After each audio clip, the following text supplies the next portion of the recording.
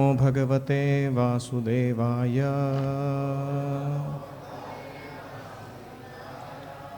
ओम नमो भगवते वासुदेवाय। ओम नमो भगवते वासुदेवाय।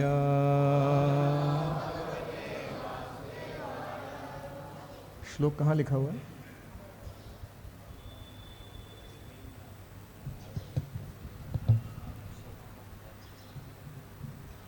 अपने फ़ोन पे आप खोल सकते हो। श्रीमद् भागवतम दशम स्कंध 78वां अध्याय श्लोक संख्या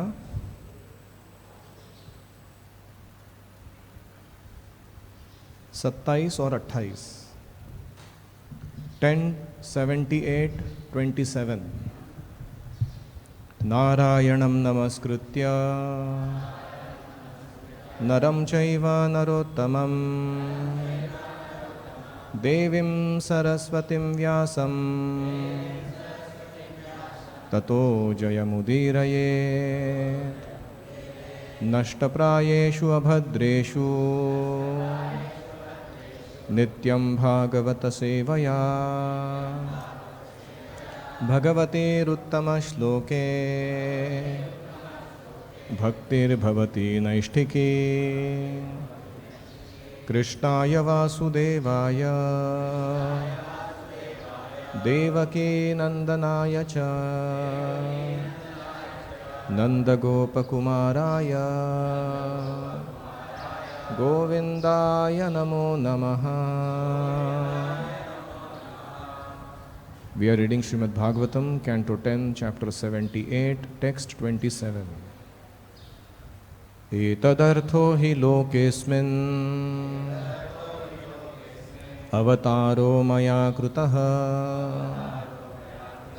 वध्या मे धर्मध्वजिनः ते हि पातकिनोऽधिकाः। एतदर्थो हि लोकेऽस्मिन् अवतारो मया कृतः वध्या मे धर्मध्वजिनस् ते हि पातकिनोऽधिकाः। एतदर्थो हि लोकेऽस्मिन् अवतारो मया कृतः वध्या मे धर्मध्वजिनस् ते हि पातकिनोऽधिकाः।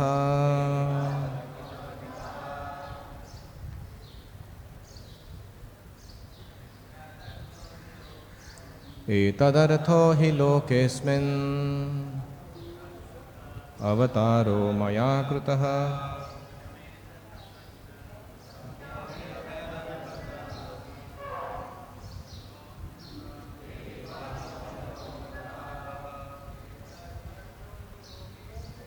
एतदर्थो हि लोकेऽस्मिन्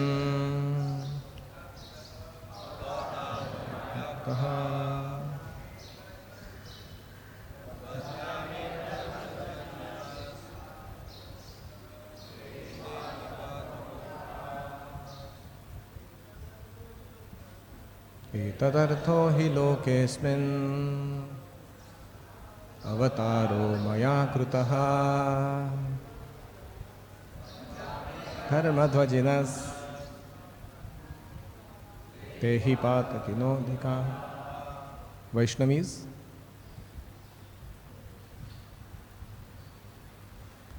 एतत् for this, अर्थः purpose, he indeed, loke into the world, asmin this, avatarah descent, maya by me, krutah done, vadhyah to be killed, me by me, dharmadhvajinah those who pose as religious, they, he indeed, patakinah sinful, adhikaha, most.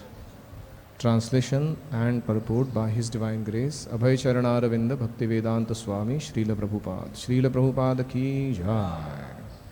Translation.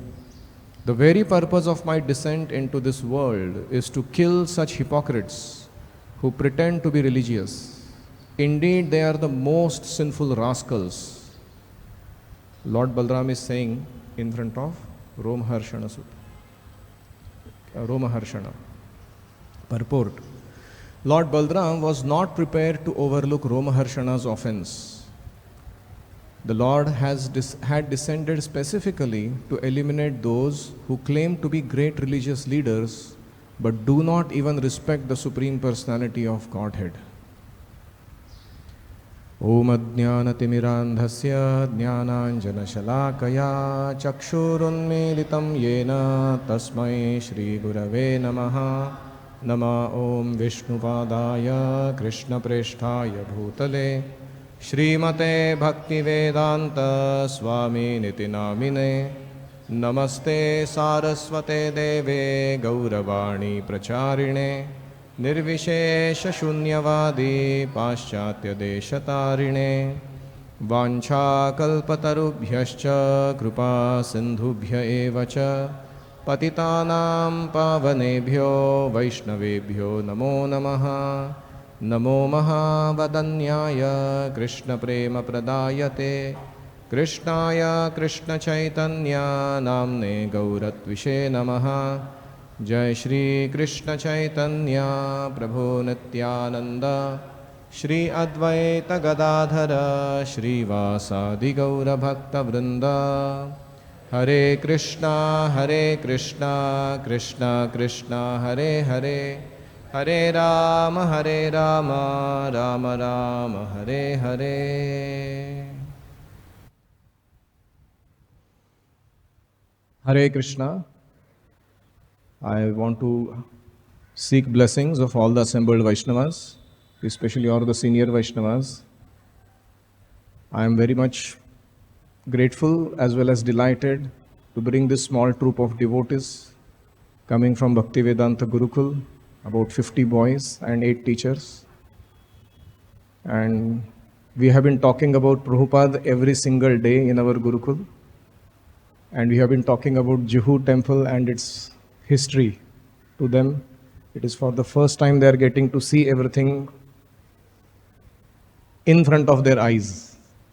The true glory of our founder, as well as his mood, mission, teachings, example that permeates every single particle of this ISKCON Juhu campus. So we are very grateful for having given this opportunity.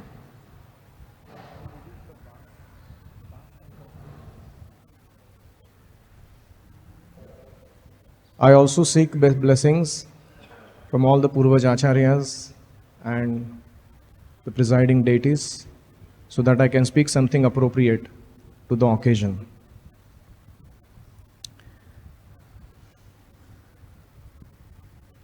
Etadartho hi lokesmin avataro maya krutaha vadhyame dharmadvajinaha tehi patakinodhikaha.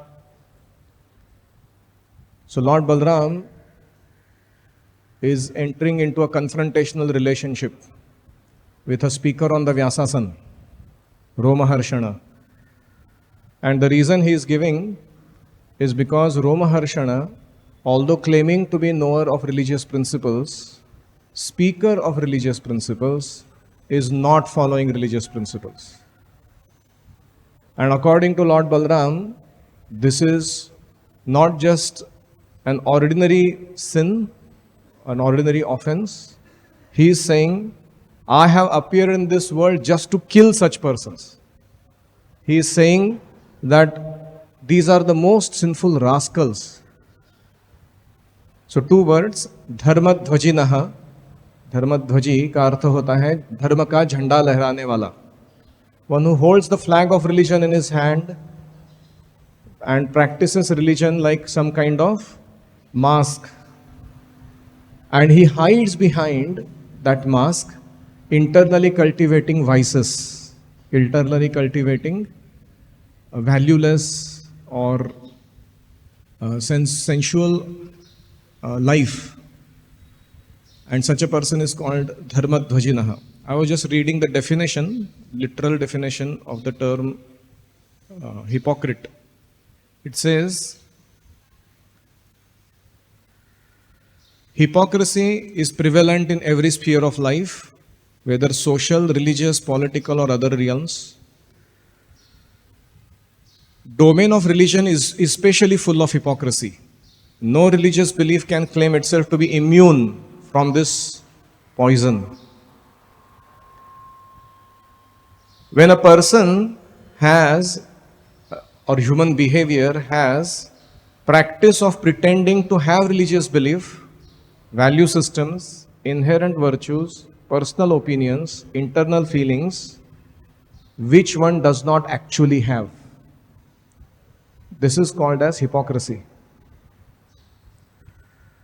In displaying outward show of piousness while continuing to live a life of impure ideas and malicious behavior, it is the habit of indulging in the same behavior that one criticizes in others. People often accuse each other of being hypocrite when one indulges in such practice. So, in the Bhagavad-gita, one level of hypocrisy is described as cultivating desire for sense enjoyment while externally making a show of being a devotee. Yah karmendriyani sanyamya ya aste manasa smaran indriyarthan vimudhatma mithyacharasya uchyate. So even to contemplate sense enjoyment in mind is considered mithyachara. What to speak of actually indulging in it?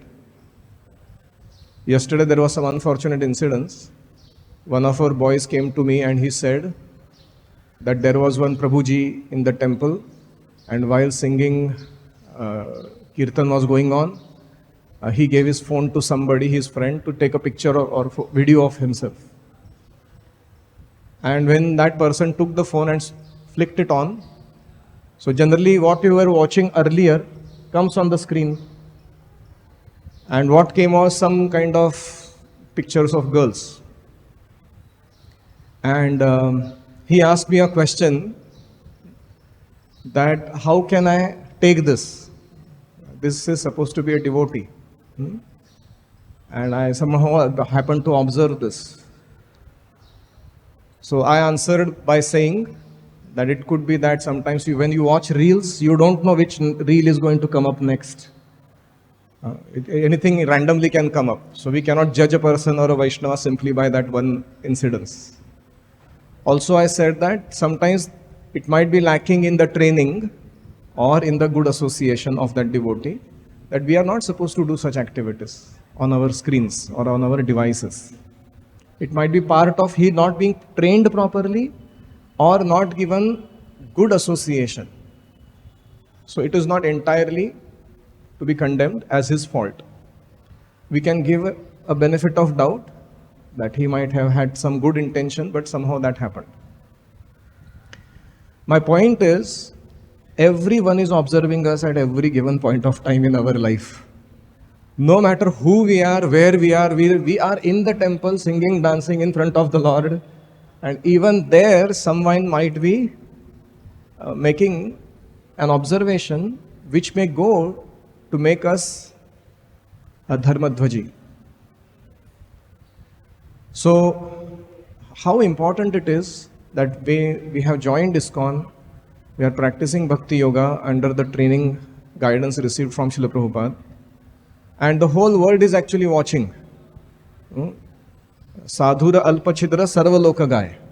Sannyasira alpachidra, but we can say broadly, even a devotee commits some small mistake or an offense or misconduct, immediately people start talking about it. And we can see nowadays what is going on in YouTube and many other mass media propagations. So much blame and so much irregularity is being superimposed on ISKCON because of few devotees' misconduct. So, I was also answering the question by saying that sometimes all kinds of people join IIT. So some people who join IIT, they think that after attending IIT, I have attained perfection. There is nothing more to be done here. There are others who think that I have come to IIT to enjoy my life.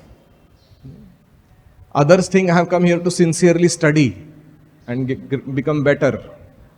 And yet others think that IIT is just a stepping stone, to get something else in life. So in this way, we cannot blame IIT for the misconduct of individual malperformers. It remains an educational excellence. It remains an institution of educational excellence. In the same manner, ISKCON also happens to be an institution of educational excellence. And all of us who are coming in need to learn the principles given in our books by Srila Prabhupada so that we actually join with the right purpose and get the right conclusion of having studied in this institution.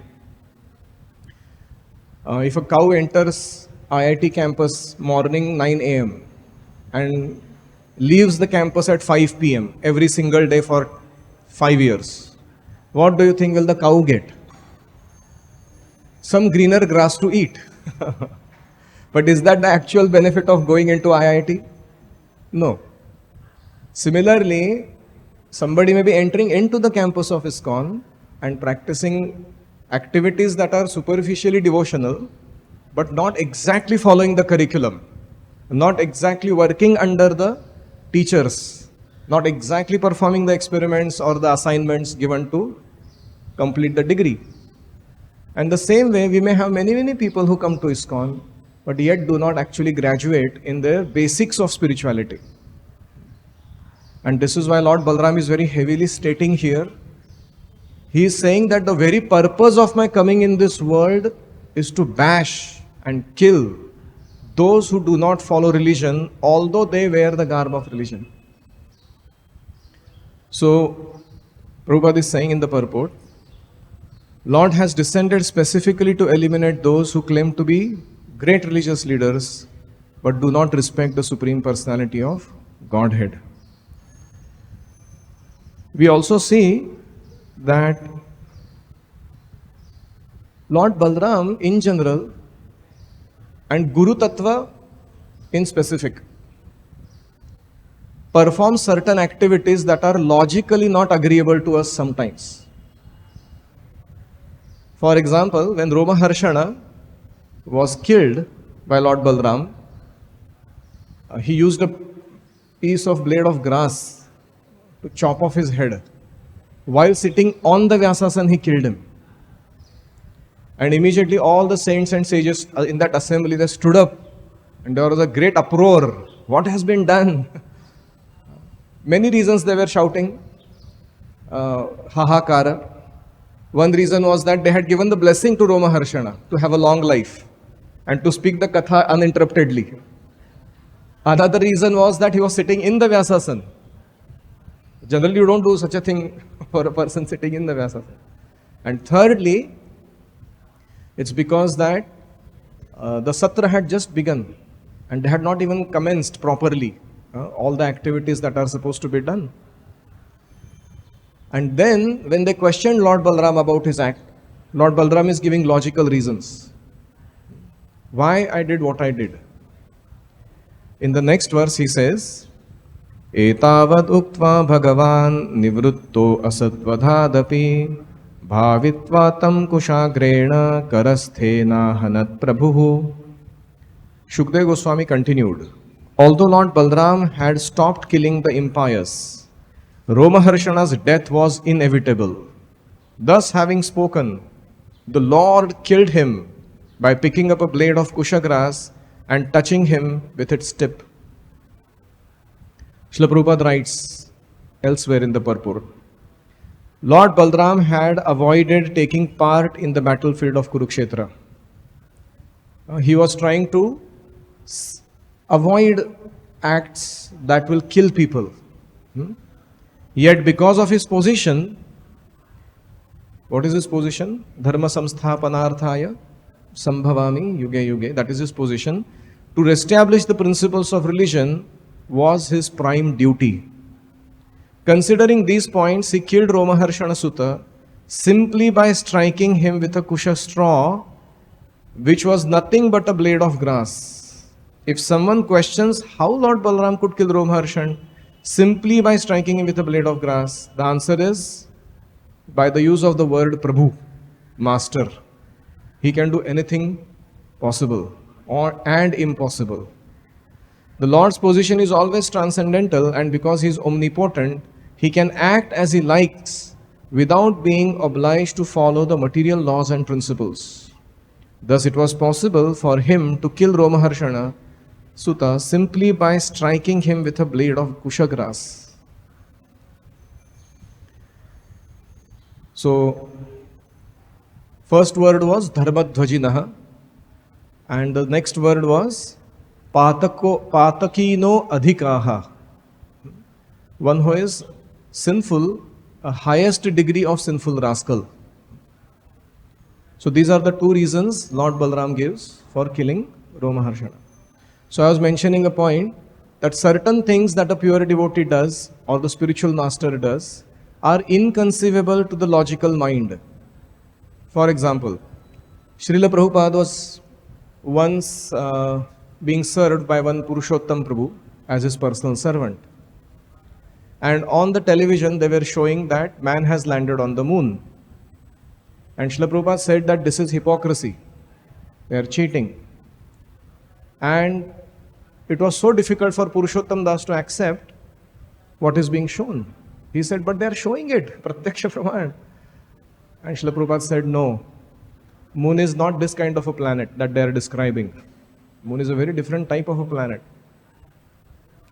And then Purushottam had a seed of doubt or lack of or distrust in Srila Prabhupada because of that incidence. And Prabhupada could sense that he is relying on the logic given by the material scientists than relying on the words of the scriptures. And this is why Srila Prabhupada sometimes would purposefully probe him to make his understanding better. Another time it happened that somebody came and asked a question that what about this particular facility? Oh, they must have got it from the moon, Prabhupada said, as a joke, to make a point to Purushottam that that was not true. Another time, Malti Mataji's daughter Saraswati, she was personally present. Sit properly. She was personally present, and Prabhupada was playing with her. And she happened to have a gende ka phool, marigold. And Prabhupada asked her to close her eyes, and saying that I will give you prasadam, he put that flower in her mouth. And all this was being observed by Purushottam Das, and he had such a difficulty accepting what Srila Prabhupada is doing. How can somebody, a spiritual master on that level, do such childish things? That was his doubt. And eventually, Purushottam left the association of Prabhupada because he could not fathom the transcendental nature of a pure devotee. He was trying to put into the box of his logic what Srila Prabhupada was trying to do and why he was doing it. Later on, Prabhupada commented that disagreement to the scriptural statements is a sign of faithlessness. One can ask question, like Arjuna is asking question, Katham etad vijaniyam tomadau proktavaniti. How am I to understand that you gave this knowledge of Bhagavad-gita to Vivaswan some lakhs of years ago? We are both contemporaries and Vivaswan is way back. How can I understand you gave this knowledge? So Prabhupada says that Arjuna is not challenging what Krishna is saying by saying, oh, what nonsense you are speaking. He's saying, how am I to understand what you are saying is true? And this is the right mood of inquiry. So in order to understand the nature of Guru Tattva and their apparent eccentric behavior or illogical behavior, one has to pay the price of submission. When one pays the price of submission, Guru Tattva nicely reveals the cause and effect, the logic or the very reasoning behind their activities. So we have many places someone else who submitted to Srila Prabhupada, and Prabhupada revealed to them his thought process. For example, Prabhupada was once observing from the apartment he was staying in New York, the window, a huge 24-tire truck that was passing by on the road. And he started asking questions to Brahmanand Prabhu. What is the bed size of this truck? And can it move both ways, front and behind? And how much weight can it lift? How many people can accommodate on the top of that bed? And Brahmanand was not getting, why is this being asked? So he explained all the answers, and then he said, but can I know, Srila Prabhupada, why are you asking? And Srila Prabhupada said, I was thinking of having one such for our Ratha Yatra. So what sounded like an apparent material inquiry had a logic of wanting to engage that in service of Krishna. So I'm just trying to make a point that when Guru Tattva or spiritual master performs an activity that does not fit in our logic, we should actually ask submissive question to get clarification. We should not become blind followers, and we should not challenge the position of the spiritual master. So in this way, Romaharshana Sutta was punished by Lord Balram. In our life, we may see that we are not fully aligned in our thoughts, words and actions. And the nature of Kali Yuga is that it flourishes on two things, quarrel and hypocrisy. Kalaha Yuga flourishes on two things. If we go away from association of devotees because of the problems sometimes we face, then in seclusion we become hypocritical. We cannot actually maintain our standards, but we want to show off as if we are maintaining them. So this is hypocrisy. And if we come in the association of devotees and practice bhakti, then sometimes there is some disagreement, misunderstanding, miscommunication, and there is some quarrel. And we feel, oh, this is so difficult. So it's an interesting combination. You leave association, Maya is going to put us into some kind of pulverizing effect to get us to know that we have to go back to association. And if we stay in association, Maya is going to make certain situations in the association of devotees which go against our grain of ego or our expectations, and we get into some difficulty. Why is this arrangement prevalent? Because just like a diamond polishing machine has got diamonds getting polished both ways. If the diamond tries to escape the center part of the machine because other diamonds are rubbing on it, and it goes towards the side of the machine, then the sides of the machine are also designed with certain type of carbide that is harder than diamond. And it get polished there. And if you get fried out there, you come in the center amongst other diamonds, then they polish you also by rubbing over each other. So this is an interesting arrangement, how in ISKCON we are experiencing our practice of spiritual life in terms of Krishna helping us to grow and letting go of our anarthas by putting us in this kind of situations. So, we have to take this humbly in the spirit that this is for my good. We should never retaliate with devotees who sometimes create a situation for us that are unfavorable according to us.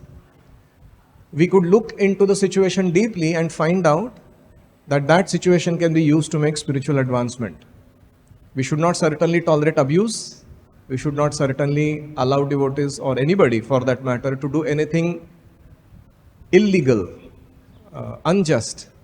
But at the same time, we should have a degree of tolerance, sahishnuta, while staying in the association of devotees to overlook the minor offenses created by fellow beings. Otherwise, Maya will convince us that we have to leave devotional association and go back to her kingdom.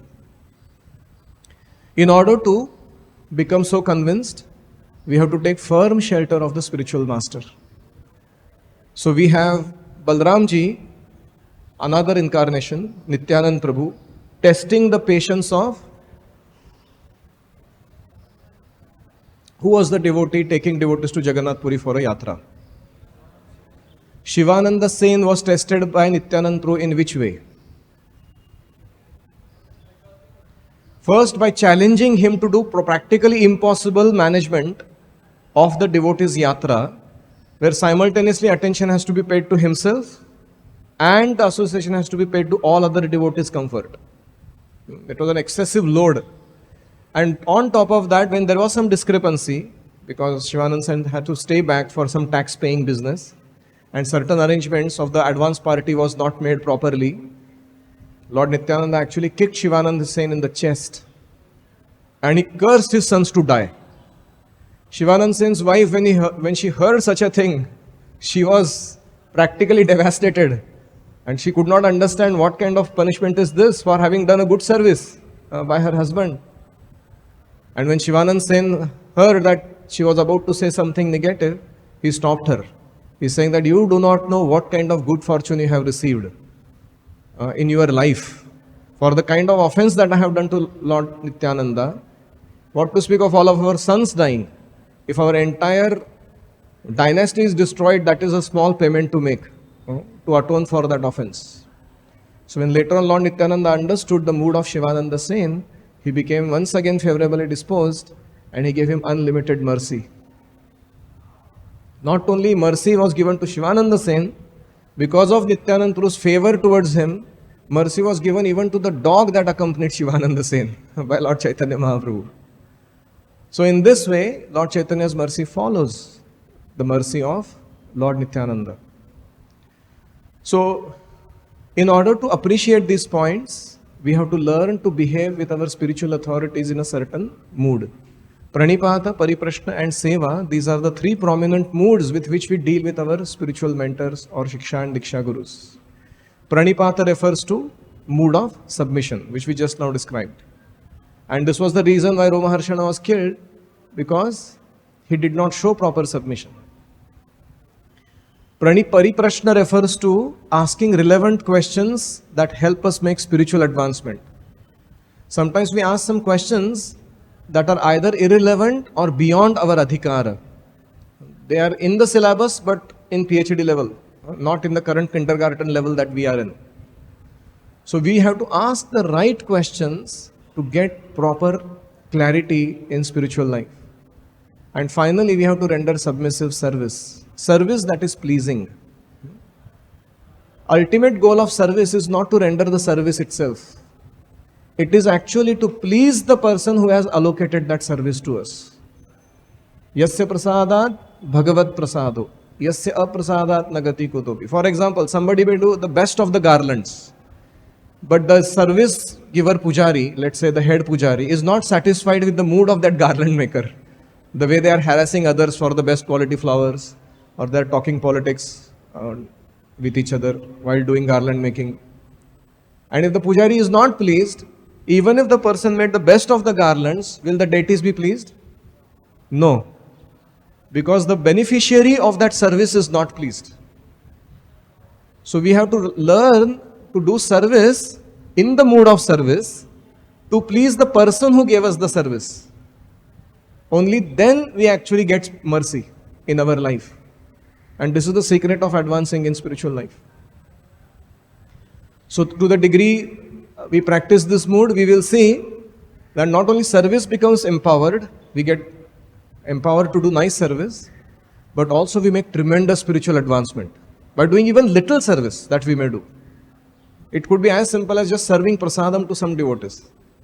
If the devotees whom you serve prasadam, they become happy with you with the type of prompt, timely, accurate quantity of prasadam, freshly served, and even understanding their desire of what they wanted to eat. Imagine, Just an act of doing nice seva of prasadam serving can immediately grant us so much mercy. So this is why these three moods, pranipata, pariprashna and seva, they are very important in relating to all, especially in the role of our guidance givers. So today is also just about to begin our Kartika Vrata. I would like to briefly speak on that. It is just basically to remind myself and maybe some of my Gurukula boys who have assembled here. All of you are already practicing most of these principles very strongly. It may serve as a reminder or a refresher because we are just beginning the month. One time, I'm just repeating what I have heard from other devotees, so it's not an instruction per se. One time, in His Holiness Sachinandan Swami Maharaj, I happened to serve him when he had visited Pune personally. And after interacting with him, he became very, very lovingly friendly towards me. So much so that he would give corrections without hesitation.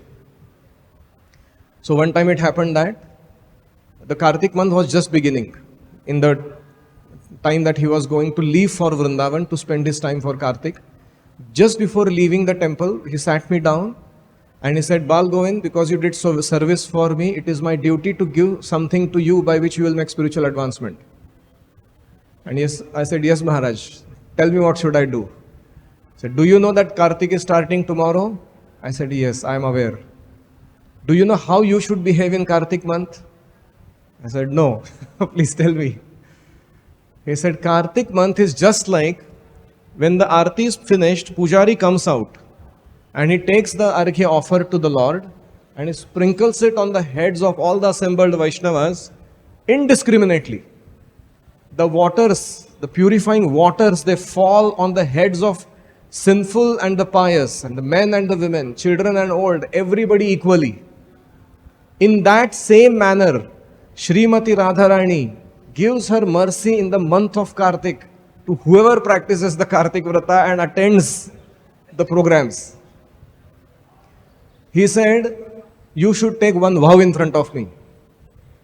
And I was a little scared because to follow after that will be possible or not was the question. I said, yes, Maharaj. He said, henceforth, for this full month in Kartik, as soon as you talk to somebody for anything in management, anything in service, you will first do some Krishna Katha. You will say something, 2, 3, 5, 10 lines, describing some Krishna Katha to other devotee. And then, once that is done, you talk the work that you have. You finish the service requirements. And then before leaving, you should ask that other devotee to tell you Krishna Katha. I said, really? And will you do this? I said, yes, Maharaj, I'll surely give it a try. Throughout the month, I will do this. So this was on and later on, in Kartik, Maharaj happened to make me a phone call for some schedule fixing or something like that. And he said, Bala Govinda? I said, yes, Maharaj, please accept my humble obeisances. Shall I tell you Krishna Katha? I said, yes, Maharaj. So then he nicely narrated the pastime of Putana.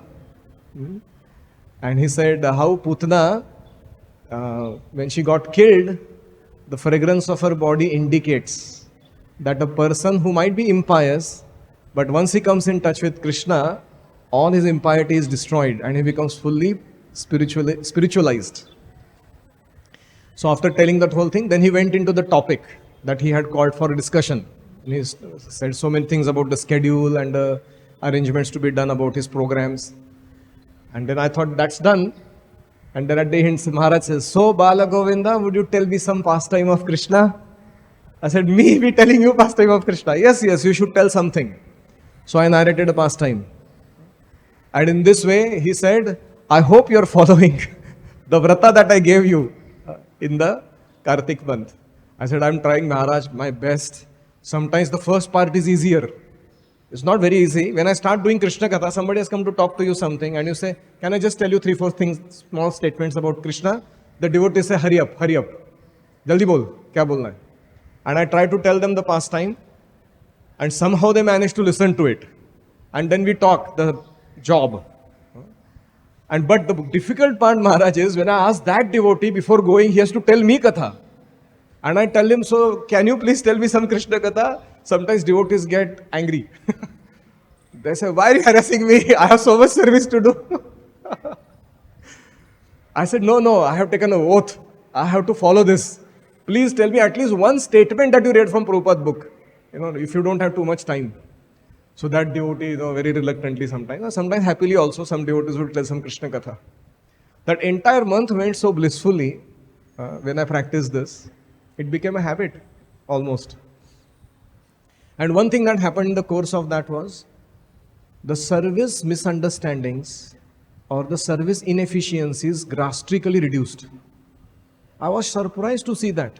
When we started doing this with each other, whatever the misgivings or mishaps or the miscommunication that can ever take place, it just didn't happen. Things went on so smoothly. So this is one part of the story.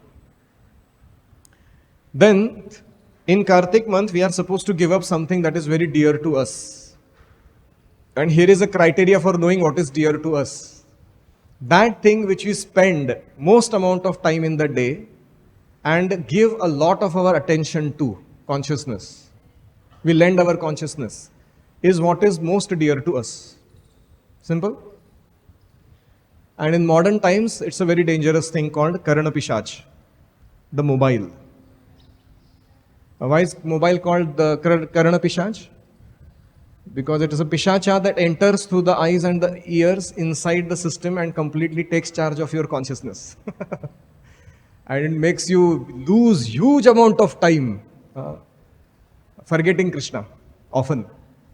So although we do sometimes it in the name of the service, but how much do we really remember Krishna? That's a question to ask.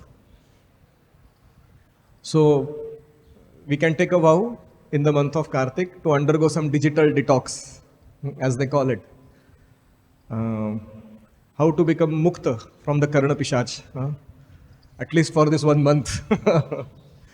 And we can take our own personalized vows. My vow is that 8 p.m. to 8 a.m. no use. So रात को 8 बजे से लेके सुबह 8 बजे तक no touching. So now we got our boys here for yatra. I still have to coordinate sometimes some things that are going on the phone.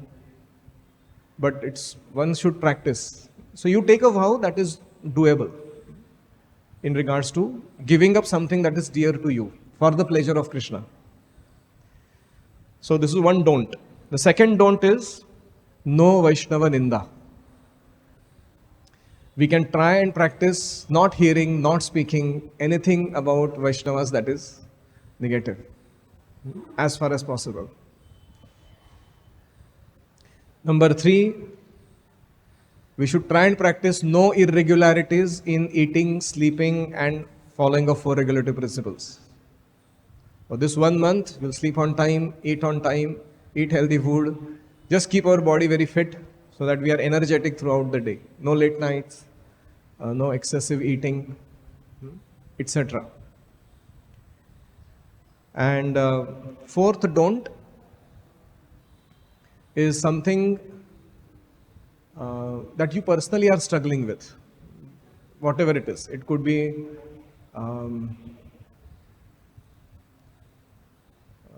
not being able to complete 16 rounds before certain, say 7:15 a.m. in the morning. So something that you are not able to do for a long time, but you want to make it happen. So that you should give up. That one bad habit. Now as regards to do's in the Kartik, first is to increase our spiritual intake. Spiritual intake, contact with spiritual substances that is attentive and submissive is called as sadhana at our stage. So what are the spiritual substances we have? Bhagavatam, holy name, deities, Prabhupada's Archa Vigraha Seva. So many, we are actually surrounded by spiritual substances, but we fail to be attentive and submissive to access them. So in the month of Kartik, we can try to increase our spiritual intake. We can increase number of rounds that we chant. We can decide certain Bhagavatam portion we would like to finish by studying nicely, hearing nicely. We can increase our deity worship. We can also decide to read an entire book of Srila Prabhupada within this month, whichever it is. The second one is to seek and keep good association during this month. ISKCON is full of wonderful devotees. We have to be just attentive to those who are around us, sometimes happen to be doing ordinary devotional activities, but who are relishing spiritual life. We have to find out such good devotees and make a small sangha with them. Because in the sangha, it becomes easier to live that vows that we have taken.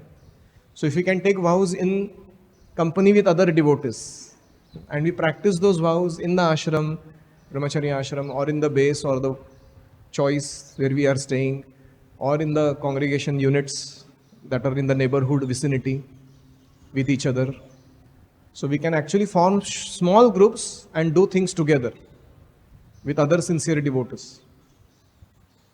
Third is, I already said this, Krishna Katha at the beginning and end of every conversation.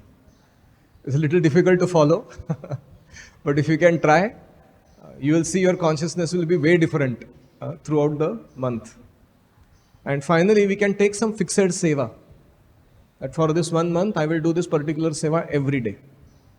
I will make chandan for the deities, or I will do garland making, anything simple. I will just do jhadu in some corner of the temple every day.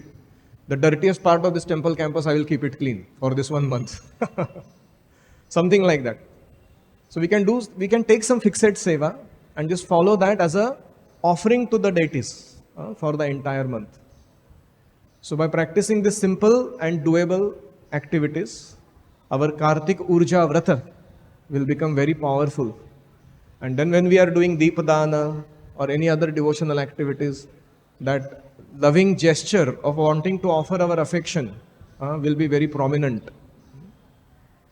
Kabe prema pradeepe aratik tomar will actually offer that pradeepa, that daily lamp, with great devotion. So I would like to conclude there. We'll just summarize what we did today. We began this session by discussing 2 words, Dharmadhvaji and Pataki no Adhikaha. So a person who wears the garb of being a religious person but does not follow the principles, Lord Balram and Guru Tattva are especially offended by him. So much so that they want to kill him. So we can take some heart and take the instructions and our own vows that we have taken in spiritual life very seriously. There might be discrepancies in our way, thoughts, words, actions are not yet aligned, but at least we should not lack the intense intention of wanting to always practice purity, wanting to always practice integrity. So that was one part. Why did Lord Balram kill Romaharshana Sutta? Then the second part was, why does Lord Balram do things that he does? And we saw some pastimes, how Guru Tattva acts sometimes very illogically just to purify our ego, just to get us back on track. And if we fail to respond to that chastisement, we may leave devotional service. We saw one negative example of Purushottam Das, and we saw another example of Brahmanand Prabhu, where he asked the right question in a submissive mood to avoid further misunderstanding with Srila Prabhupada. So in this regard, in connection with Guru Tattva, we should practice Pranipata, Pariprashna and Seva so that we remain spiritually strong and undeviated in our spiritual life. So that was the second thing we discussed. And third thing we discussed was Urja Vrata. What could we practically do for the coming full month of Kartik so that our devotional service will become pleasurable, acceptable by our beloved deities. And we saw 4 do's and 4 don'ts. What are the don'ts? No Karana Pishach. Avoid as much as possible. Take some vow to do some digital detox. give up something that is very dear to you. So I said, for me, this is the one thing I'm spending time with. Second was no Vaishnava Ninda, hearing and speaking throughout the month.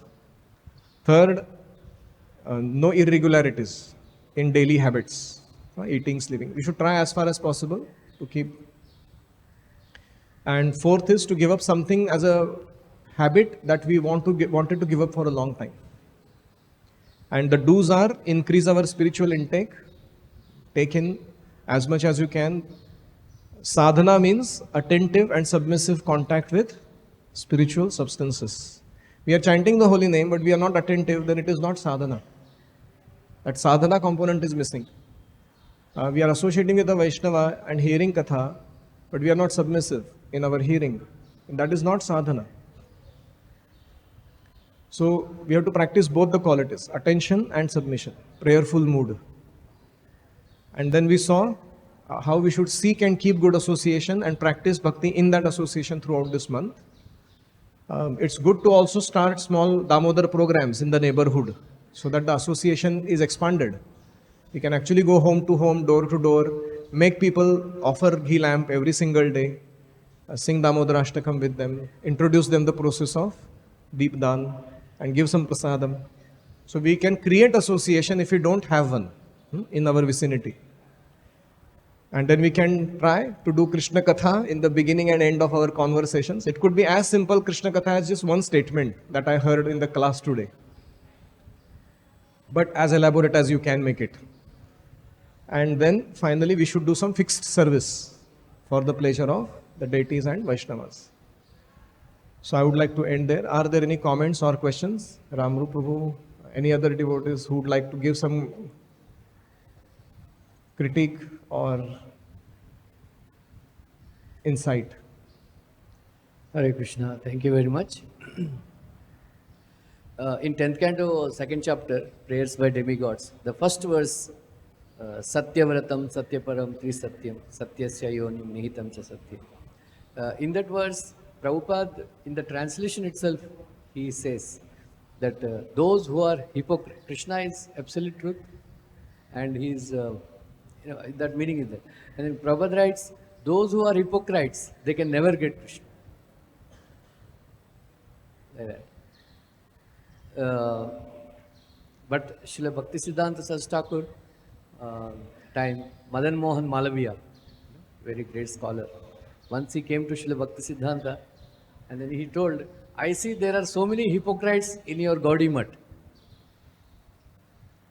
Srila Bhaktisiddhanta replied, I know, but where else they will, if I throw them out, how can they can be purified? Where else they can be purified? So let them stay, one day they will get purified. Like that. So, Kali Yuga means two things. When we are alone, at least when I am alone, hypocrisy. When with others, fighting. Fighting. Hypocrisy and fighting. Kali Yuga means. So we are coming from that society where so much hypocrisy was practiced and like that. So it's not actually very easy to give up hypocrisy. And then Krishna gives the assurance, 11th canto Bhagavatam, that my devotees, even though they understand that sense gratification is very bad, but still unable to give it. Unable to give it up sometimes. Unable to give it up. But Krishna assures them, still they should not give up enthusiastic service. They should continue, then one day they will become all. Tamam. Thank you. So two things Prabhuji mentioned. One is that one should not get discouraged by hearing the discussion on hypocrisy, thinking that, oh, I'm a hypocrite, I should go away from devotional service. Otherwise Balaram will come and kill me. Rather, we should think that I will go on enthusiastically doing devotional service, and in heart of hearts, I will always desire to develop pure desires and overcome my hypocrisy. And in this way, we will be given shelter, and the process of Krishna Bhakti will purify us eventually. And the second part is that it's a very strong statement that because Krishna is absolute truth, no hypocrite can attain him. So that can also give us a caution or a jolt to actually take this very seriously. The best thing to do when we find ourselves being hypocritical is to have a mentor in whom we can confide and tell what is going on and get some practical guidance. So we recognize what we are not doing correct, we reveal to someone superior who can address the issue, guide properly, we rectify the misbehavior, and then we reinstate ourselves in such a way that we don't repeat or we don't have opportunity to get into that bad behavior again. So this is how one deals with hypocrisy. Recognize, reveal, rectify, and reinstate. One important component in the process of revealing, in between revealing and recognizing, is regretting. We should actually feel pain in our heart when we don't follow certain principles. One is that we have not followed the commandment of God, so that's guilt. But we have broken the heart of the Lord. That is actually grief, one should feel. Guilt and grief, the combination of two is called regret. So we don't feel guilt and we don't feel grief in our heart when we don't follow something, then there is no chance that we'll actually come over it. So this is why these are some things we should take into consideration while dealing with our own hypocritical behavior. Anyone else? Thank you, Prabhuji, for the nice class. Prabhuji, here Romaharshan Sutta was unable to give respect. He didn't give respect to Balramji. That's the incident, right? So, something which his understanding was, I should not have done. I'm sitting on Vyasasana and it's okay for me not to give respect to Balramji. So, what hypocrisy comes here, Prabhuji, in this? Like, how it's a hypocrite? Because Romaharshana is playing the role of giving spiritual instruction, having understood the subtleties of those instructions. कितने सूक्ष्म है धर्म के तत्व, वो जानते हैं वो. और उसका एक तत्व है, बलराम जी is स्वयं आदि गुरु. He is not just another person entering the assembly. It is not just passerby came and attended a program, in the class. It's not like that. Balram ji himself coming in the assembly means something different. So that subtle understanding, though he had it, he did not act upon it. That is what is Balram ji calling as hypocrisy. He knows the religious principles, but he is not following them. Even the subtlest of them. See how serious this offense business is. Sometimes we don't intend, but we can commit offense. The famous story is that of Rupa Goswami sitting and chanting in his meditation, seeing pastimes of Radha and Krishna, and he's smiling, seeing what is happening between them, and a lame Vaishnava who was wimping by, he thought that Rupa Goswami is laughing at me, and Rupa Goswami's meditation broke. Krishna stopped the flow of the mercy because one Vaishnava's heart was displeased. Now this is Rupa Goswami undergoing something. So how subtle is this science of bhakti, and how subtle are the principles of dharma? So the more we become senior, the finer and finer is supposed to be our understanding and application of it. That is the demand. And this is why that punishment came. So in one sense, we can say that Romaharshana was very fortunate because he was personally punished by the Lord. Lord thinks it is right and he sees Romaharshana as his own man to directly punish like that. So we should always look at that quality and not think of such great personalities in other light. Just like Bharat Maharaj is falling down, we don't laugh at him because that's a different level altogether. So similarly, we should take these things with a pinch of salt, that we don't offend these great souls. Although we hear their stories in the Bhagavatam, ourselves we should not offend. Right? So we'll end there for today. Thank you all very much. Srila Prabhupada ki jai. Grantaraj Srimad Bhagavatam ki jai. Om Hare Krishna, Krishna Krishna, Hare Hare, Hare Rama, Rama Rama, Hare Hare, Harihi Om Tat Sat.